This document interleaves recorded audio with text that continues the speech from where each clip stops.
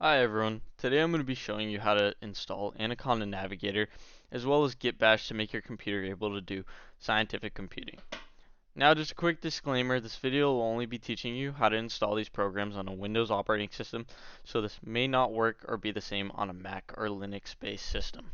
The first thing that we're going to do is open up our internet browser, and you can use whatever internet browser you're most comfortable with, but we're going to follow a couple links here.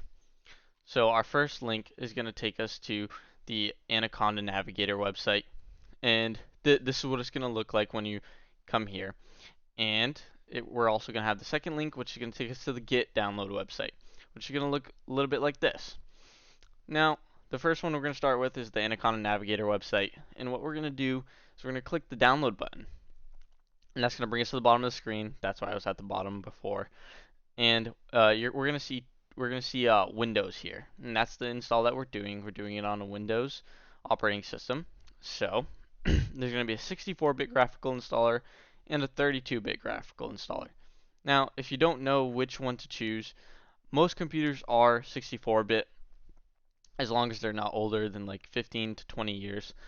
But if you do want to check to make sure, you can go to the File Explorer, the little file here at the bottom, or in the Type Here to Search bar at the bottom left, you can actually type File Explorer if it's not here on your taskbar, and you can just click it, and it's going to open up this menu here. And on the left-hand side, where there's a list of all these things, we're going to find this PC. What we're going to do is we're going to right-click on it, and it's going to bring out a little drop-down menu, and we're gonna come down all the way to the bottom. We're gonna see something called properties.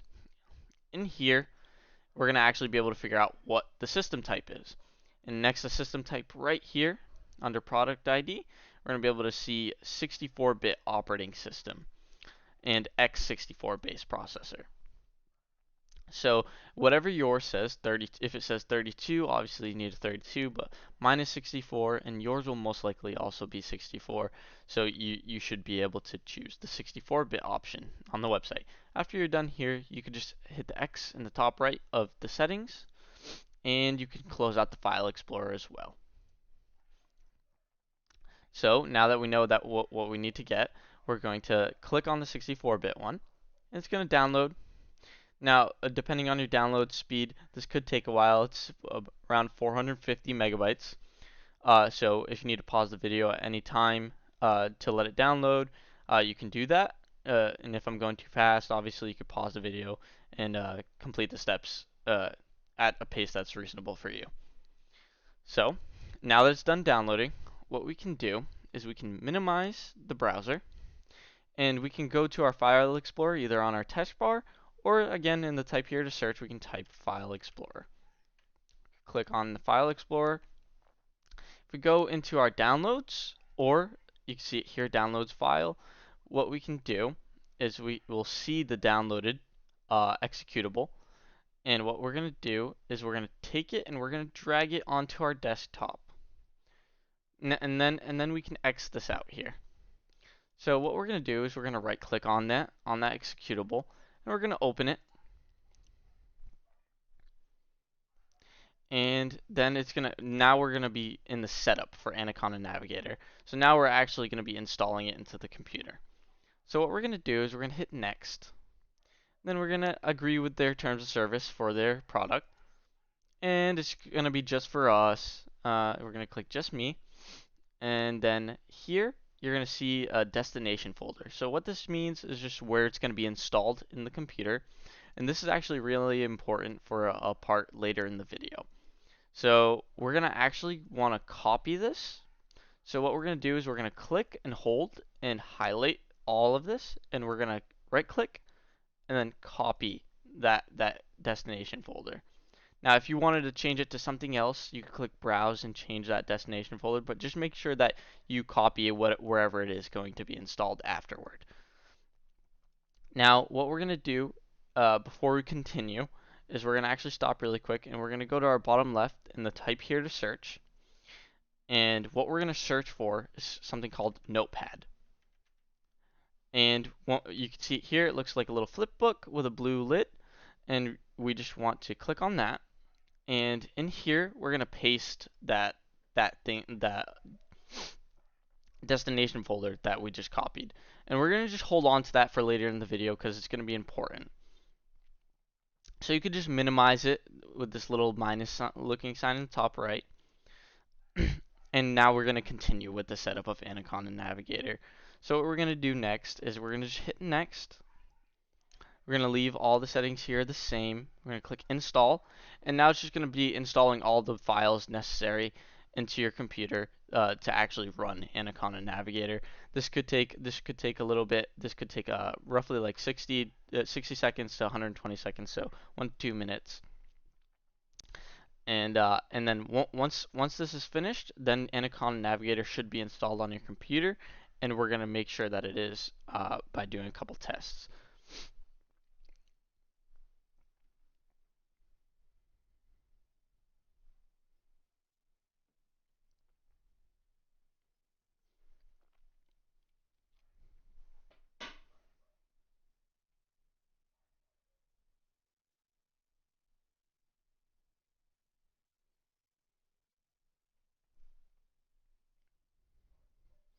And now that the installation is complete, it'll say setup was completed successfully.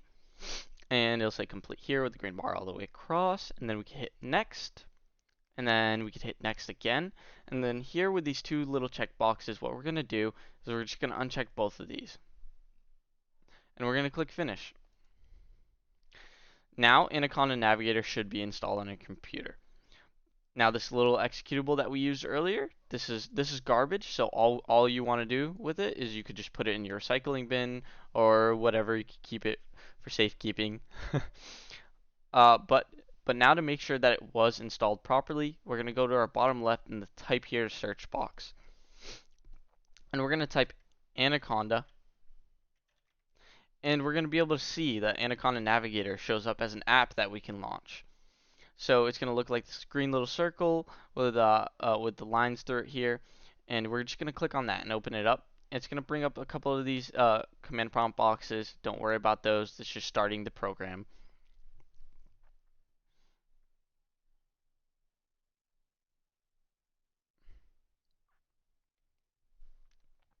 And then when the program launches, it's going to look something like this. And as long as you have everything here and you're able to click through the environments and the home, you should be all set, and Anaconda Navigator was installed successfully. Now once Anaconda Navigator is installed, you do have Python straight off the bat. Python is installed with Anaconda, so you should be all set there. Now to be able to access the kernel of our computer and be able to do some different commands that you wouldn't be able to do right off the bat on a Windows operating system, we have to install a program called Git. So what we're going to do is we're going to X out of Anaconda Navigator by pressing the X in the top right, and we could just quit, and we can hit yes. Then we could go back to our browser, and we're going to go to the second link here. By the way, both of these links will be in the description of the YouTube video, just for your ease of access and such like that. So again, we looked at the bit of our Windows system. So we're going to be able to choose Git for Windows setup, and you choose either your 32-bit or your 64-bit. Should be 64-bit for most computers, like I said before, but depending on your computer, you choose either one you need. So my computer is 64-bit, so I'm going to download 64-bit Windows setup for Git.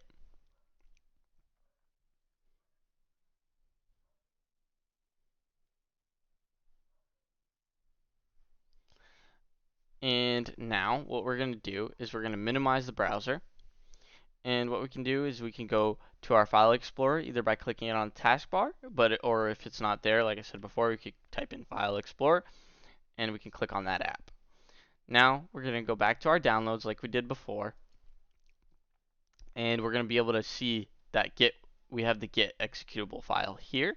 So what we're going to do is same thing, drag it to our desktop. And what we're going to do is we're going to right click on it and we're going to click open. it's going to ask if you want this app to make changes to your device. This is a safe app. You can click yes. You're going to hit next on their policy. This is our destination folder, so this is just where Git is going to be installed in the computer.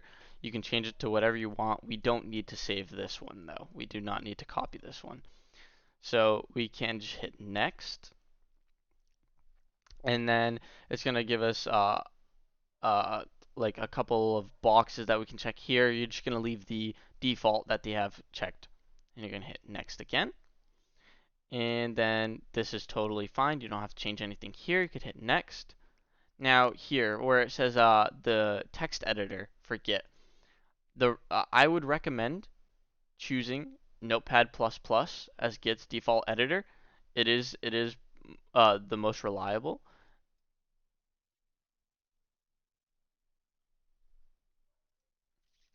And then we're gonna click Let Git Decide here, and we're gonna keep the recommended command line. So same default, we're gonna leave it. Click on this one, and we're gonna use the OpenSSL library. So we can hit next again, and then we can use the Windows style Unix command line endings. It's just gonna help with conversions for Windows and such like that. And we're gonna use the default terminal, which is Minty, and we're gonna use the default for this as well. And you can keep the default for this. And you're going to enable file system caching, so you can hit next. And then you could just hit install. And now it's gonna do the green bar thing, same thing that happened with Anaconda Navigator. It's gonna extract all those files and put them in your computer to make Git actually work.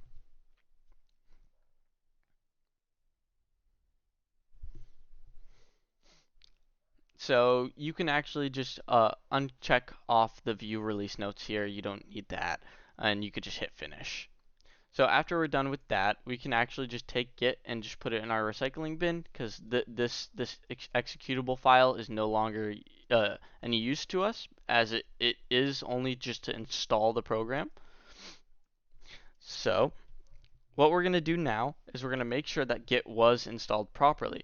So if Git was installed properly, you should be able to type in your type here to search in your bottom left. You should be able to type Git, and you'll see something called Git Bash. Now you can click on this app, and it's going to bring up a little box like this, and we're going to test out a couple commands. So this box is actually allowing us to interface with the kernel of the computer, and we're gonna test a couple of commands just to make sure that it is working. So the first command that we can test is git dash dash version, just to make sure that we're in the proper version. And if it says git version and the latest updated version, depending on when you're doing this, and it says Windows, you should be all good on that.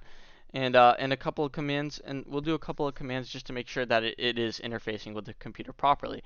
So we can do pwd and hit enter. So what this means is print working directory, and you can hit enter, and it's going to tell us the working directory that we're in. Perfect. So that's working. And the next thing that we're going to do is we're going to type ls. What this is going to do is just going to list all the different files that are in that directory. So as you can see, these are all the different files that are in that place that Git is in. And if this all works out for you, Git should have been installed properly. Now, there's one more important thing that we need to be able to do. After you're done with Git, you can exit out. But what we're gonna do is we're gonna go back to our type here to search, and we're gonna look up Git Bash. And now that we have a fresh console, we're gonna type Python. This is gonna open the Python program, but Windows does sometimes have a difficult time finding this program, so we may have to show Windows where that program is. And we're gonna enter, and it's gonna it gave us an error, basically saying that it couldn't access the Python file in this directory location. It says that the permission was denied. So what we can do is we can actually just X out Git Bash here. So we can hit the X button in the top right. And what we're going to do is we're going to go grab the notepad that of the copied directory that we had before. This is where the important step comes in. So here's the notepad of that copied location that we grabbed. So what we're going to do is we're going to go into our type here to search in our bottom left, and we're going to click and we're going to type edit the system environment variables. And if you see this here, you can click on that. The next thing that we're going to do is in the bottom right, you're going to see something called environment variables. You're going to be able to click that. Now, under there's two different boxes here. So this one is the user variables, and this one is system variables. We want to interact with the system variables. So what we're going to do is come down to path here, and we're going to just press edit. Now, once we're here, what we can do is we're going to be very careful not to edit any other files here. So what we're going to do is we're just going to press the new button. It's going to bring us into a new box. So what we can do is we can click, hold, and grab this notepad of this directory that we have. We can copy this, right click, copy, and we can just go here, and it actually seemed to get rid of that box, so we can just hit new again, and we can just paste that directory that we copied right here. And what we're going to do is we're just going to hit OK. But first, before we go, make sure that Git Bash can recognize Python. We're going to edit it, and we're going to go down to where we just added that directory, which is this one here, users Andre Anaconda for me.